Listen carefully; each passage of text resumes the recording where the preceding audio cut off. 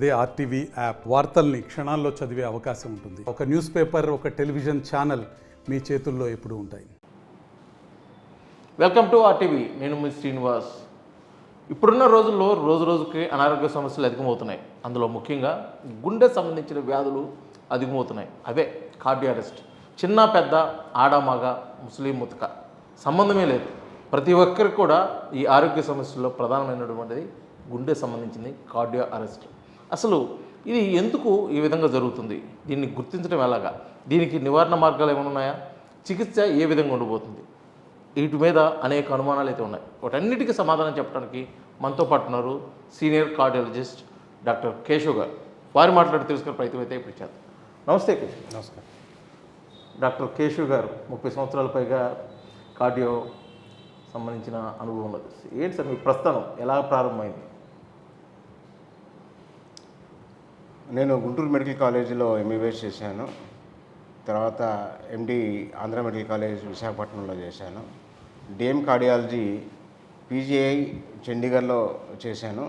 తర్వాత నిజామ్స్ ఇన్స్టిట్యూట్లోను మెడిసిటీలో కూడా కార్డియాలజిస్ట్గా వర్క్ చేయడం జరిగింది. నేను మెడిసిటీలో అది వర్క్ చేసేటప్పుడు, నిజామ్స్లో వర్క్ చేసేటప్పుడు ఎంతోమంది ప్రజలు గ్రామీణ ప్రాంతాల నుంచి అక్కడికి వచ్చేవారు. నాకు అనిపించింది ఏంటంటే, ముఖ్యంగా మనకి పెరిఫెరీలో అంటే గ్రామీణ ప్రాంతాల్లో కానీ డిస్ట్రిక్ట్ ప్రాంతాల్లో కానీ హార్ట్కి సంబంధించినటువంటి వైద్యం అన్నది, వైద్యుల కొరత అనేది చాలా ఎక్కువగా కనిపించింది నాకు. మేము నిజామ్స్ నుంచి, మెడిసిటీ నుంచి క్యాంప్స్ నిర్వహిస్తూ ఉండేవాళ్ళం. అంటే మన అప్పుడు కంబైన్డ్ ఏపీలో రకరకాల ప్లేసెస్కి, డిస్ట్రిక్ట్స్కి డాక్టర్ సోమరాజు గారి ఆధ్వర్యంలో వెళ్తూ ఉండేవాళ్ళం. సో నాకు అప్పుడు అనిపించింది, ఒక డిస్ట్రిక్ట్ హెడ్ క్వార్టర్కి వెళ్ళి మనం ఈ వైద్య సేవలు అందిస్తే గుండెకు సంబంధించి చాలా ఉపయోగకరంగా ఉంటుందని చెప్పి అనిపించి నేను అప్పుడు ఈ ప్రకాశం జిల్లాని ఎంచుకోవడం జరిగింది. సో అప్పుడు నేను స్టార్ట్ చేసినప్పుడు 97లో ప్రకాశం, నెల్లూరు జిల్లాల్లో ఈ హార్ట్ స్పెషాలిటీ సేవలు లేవు. ఫస్ట్ మనకి ఒంగోలులో, ఈ ప్రకాశం, నెల్లూరు జిల్లాలో కూడా మొట్టమొదటిగా 97లోనే ఈ సూపర్ స్పెషాలిటీ సేవలు అనేది మనం స్టార్ట్ చేశాం, అమృత హార్ట్ హాస్పిటల్ పేరుతోటి. తర్వాత అప్పటి వరకు కూడా మనకి ఏదైనా హార్ట్ అటాక్ వచ్చినా, కార్డియాక్ ఎమర్జెన్సీస్ ఏదైనా వచ్చినా కానీ అటు గుంటూరు కానీ ఇటు మద్రాస్ కానీ వెళ్ళాల్సిన పరిస్థితి. సో స్టార్ట్ చేసిన తర్వాత చాలామందికి ఉపయోగకరంగా మారింది. తర్వాత కాలక్రమేణా మేము దాన్ని టెర్షరీ కేర్ సెంటర్గా, అంటే catheterisation facilities, cath lab facilities, angiogram, angioplasty, bypass surgery అవన్నీ కూడా ఎక్స్టెండ్ చేసి ఇప్పుడు గుండె వైద్యానికి కావాల్సినటువంటి అన్ని సేవలు కూడా అమృత హార్ట్ హాస్పిటల్ అందించడం జరుగుతూ ఉంది. తర్వాత మీరు అడిగినట్టుగా ఈ మధ్యకాలంలో కానీ గత కొద్ది సంవత్సరాలుగా గుండె జబ్బులు అనేవి పెరుగుతూ ఉన్నాయి. ముఖ్యంగా మనం ప్రపంచంలో, మన భారతదేశంలో గుండె జబ్బులు అనేవి చాలా ఎక్కువగా ఉంటాయి. అందులో వేరే దేశాలతో పోలిస్తే మన ప్రత్యేకత ఏంటంటే, మనకు 10 సంవత్సరాల ముందే వస్తాయి. తర్వాత దాని సివియరిటీ కూడా ఎక్కువగానే ఉంటుంది. తర్వాత డెత్ రేట్ కూడా ఎక్కువగానే ఉంటుంది. దానికి ఒక ప్రధాన కారణం ఏంటంటే, మనకి జెనెటిక్ ప్రీడిస్పోజిషన్ ఉంది. ఆ ప్రీడిస్పోజిషన్ వలన మనకి వేరే దేశాలతో పోలిస్తే మనకి ఎక్కువగా ఉంటుంది. తర్వాత కొన్ని రిస్క్ ఫ్యాక్టర్స్, అంటే ముఖ్యంగా డయాబెటీస్, అంటే సౌత్ ఇండియాలో పోలిస్తే డయాబెటీస్ ఎక్కువగా ఉంటుంది. కొంచెం నార్త్ ఇండియాలో బ్లడ్ ప్రెషర్స్ ఎక్కువగా ఉంటాయి. తర్వాత స్మోకర్స్లోను, తర్వాత ఈ కొత్తగా ఈ సెడెంటరీ లైఫ్ స్టైల్ కూడా అది ఒక మెయిన్ రిస్క్ ఫ్యాక్టర్ అయిపోయింది. తర్వాత బ్లడ్లో కొలెస్ట్రాల్ అవి ఎక్కువగా ఉండటం వలన, వీటి వలన వీళ్ళల్లో ఈ హార్ట్ ప్రాబ్లమ్స్ అనేది ఎక్కువగా ఉంటాయి. తర్వాత ఫ్యామిలీ హిస్టరీ, అంటే ఫస్ట్ డిగ్రీ రిలేటివ్స్లో, అంటే వాళ్ళ పేరెంట్స్లో కానీ, ఈ మెటర్నల్ అంకుల్స్లో కానీ వీళ్ళకి ఎవరికన్నా హార్ట్ అటాక్ ప్రాబ్లం కనుక ఉంటే వాళ్ళ పిల్లల్లో కూడా హార్ట్ ప్రాబ్లం వచ్చే అవకాశం చాలా ఎక్కువగా ఉంటుంది. ఎలా సార్ ఈ కార్డియోకి సంబంధించిన సమస్యలు ఎక్కువ అవుతున్న ఈ రోజుల్లో వాటిని గుర్తించడం అనేది పెద్ద టఫ్ టాస్క్ అయిపోయింది. ఎలా గుర్తించడం ఎలాగనేది? ఫర్ ఎగ్జాంపుల్ హార్ట్ స్ట్రోక్కి ముందు వచ్చే సింటమ్స్, లేకపోతే ఏదైనా ఊపిరి తీసుకోవడంలో కానీ ఇటువంటి సమస్యలు ఏదైనా ఉంటే ఎలా గుర్తించడం ఎలాగనే? గుండె జబ్బులు అనేవి చాలా రకాలుగా ఉంటాయి. అందులో మనం ఎక్కువగా భయపడేది హార్ట్ అటాక్ గురించి. ఎందుకంటే దీనిలో సడన్ డెత్స్ వచ్చే అవకాశం ఉంది కాబట్టి మనం ఎక్కువగా ఫోకస్ చేసేది హార్ట్ అటాక్ గురించి ఫోకస్ చేస్తాము. అది దీనిలో ఈ లక్షణాలు కూడా ఒక్కొక్కరు ఒకలాగా ఉంటాయి, అందులో ఒకలాగా ఉండాల్సినటువంటి అవసరం లేదు ఒకటి. రెండోది ఏంటంటే మనకి ఈ వైద్యం అనేది ఇంత అభివృద్ధి చెందినా, టెక్నాలజీ ఇంత అభివృద్ధి చెందినా కూడా ఎందుకు సరైన కాలంలో పేషెంట్స్ దాన్ని గుర్తించలేకపోతున్నారు, రాలేకపోతున్నారు, సరైన వైద్యం తీసుకోలేకపోతున్నారు, తర్వాత ఈ కాంప్లికేషన్స్ బారిన పడటం కానీ, డెత్ రేట్ ఎక్కువ కావడం కానీ ఎందుకు జరుగుతుంది అని అంటే అవి వేరే కామన్ ప్రాబ్లమ్స్ తోటి కన్ఫ్యూజన్ ఎక్కువగా ఉంటుంది. అంటే చాలామంది హార్ట్ ప్రాబ్లమ్ని గ్యాస్ ప్రాబ్లంగా అనుకుంటూ ఉంటారు. తర్వాత ఇంకొకటి ఏంటంటే అన్ఫార్చునేట్గా డాక్టర్స్కి పేషెంట్స్కి మధ్య పెరుగుతున్నటువంటి గ్యాప్. అంటే ఏ ప్రాబ్లం వస్తే హాస్పిటల్కి వెళ్తే ఏం ఖర్చులు అవుతాయో, దానికి ఎన్ని టెస్టులు చేస్తారో అని చెప్పి ఒక అన్ఫార్చునేట్ ఫీలింగ్ కూడా చాలామంది పేషెంట్స్లో ఉండటం వల్ల సరైన డాక్టర్ దగ్గరికి వెళ్ళక, సరైన సమయంలో దానికి కన్సల్టేషన్ తీసుకోక కూడా ఈ కాంప్లికేషన్స్ బారిన పడుతూ ఉన్నారు. ఎలా గుర్తించాలి అని అంటే ఈ హార్ట్ పెయిన్ అన్నది ముఖ్యంగా ఇంతకుముందు నేను చెప్పినట్టుగా ఆ రిస్క్ ఫ్యాక్టర్స్ ఉన్నవాళ్ళు కొంచెం ఎక్కువ జాగ్రత్తగా ఉండాల్సినటువంటి అవసరం వస్తుంది.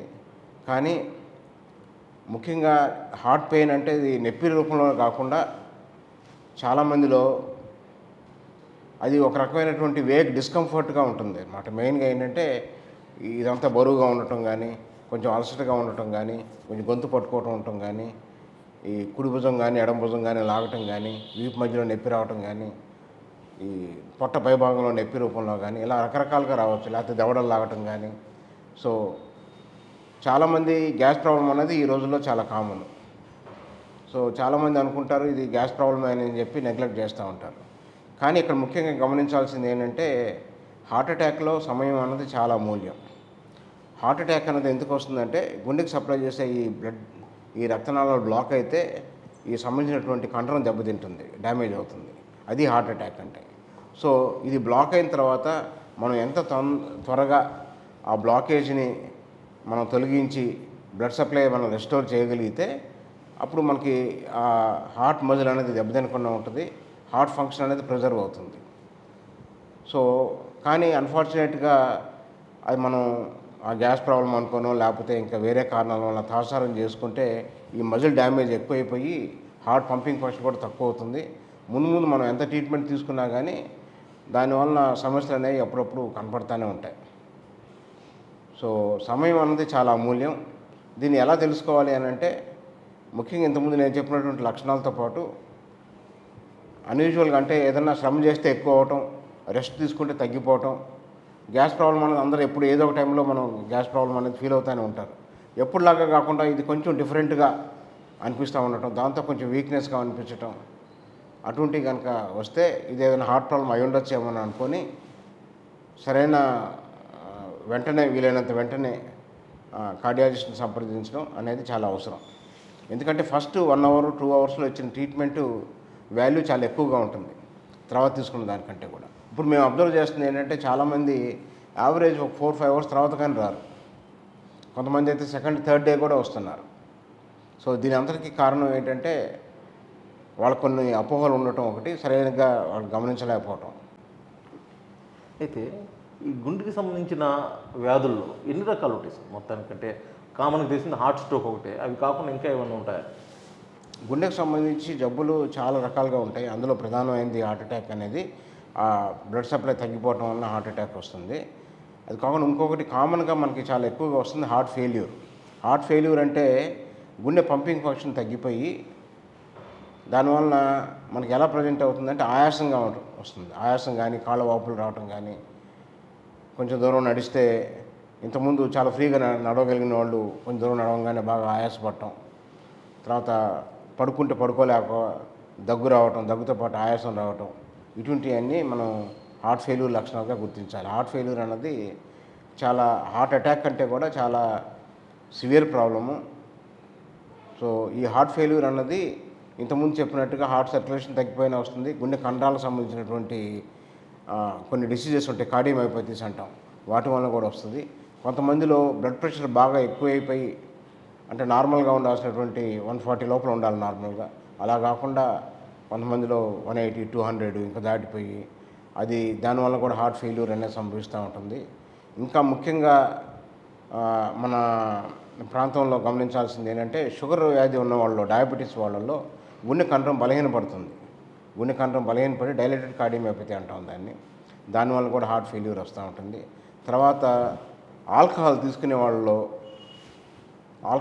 వాళ్ళలో గుండె కండరం అనేది మెత్తబడి దాని గుండె సామర్థ్యం తగ్గిపోయి దానివల్ల కూడా హార్ట్ ఫెయిల్యూర్స్ వస్తూ ఉంటాయి.